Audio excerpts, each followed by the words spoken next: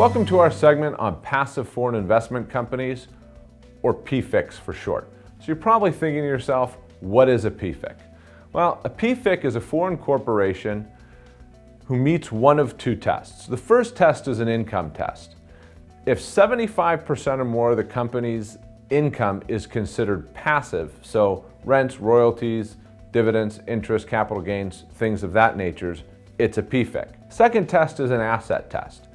If 50% or more of the foreign corporation's assets are invested in investments that produce interest, dividends, or capital gains, it's a PFIC. Sounds a lot like a mutual fund, right?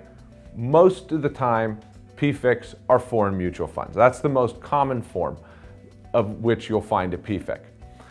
If you own part of a PFIC, you're going to be required to file Form 8621 annually. Now, PFICs aren't taxed like U.S. mutual funds. They're subject to a special tax regime, and the default taxation method is known as what's called a 1291 fund. This is going to apply to dispositions and certain distributions from foreign mutual funds or the sale of a foreign mutual fund.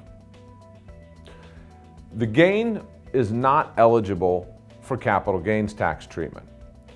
Matter of fact, what you have to do is figure out how long you've owned the PFIC for, and then we have to allocate how much gain you had in each year, calculate tax at the highest tax rate in effect in that year, and then calculate interest on it as if you should have paid that tax in that prior tax year, and that's what you have to report and pay tax on in your current year.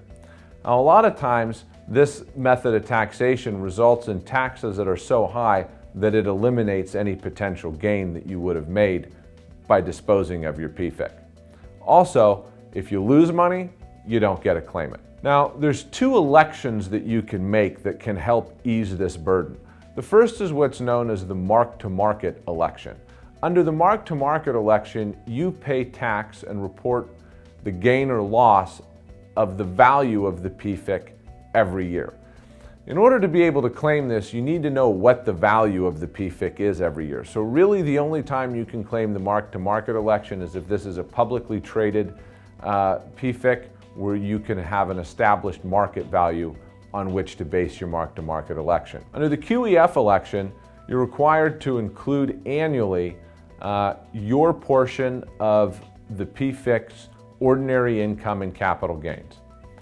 If you do that, when you eventually dispose of the PFIC, you will get the capital gains tax treatment. Thank you for joining us in this segment, Passive Foreign Investment Companies. We hope you found the information useful.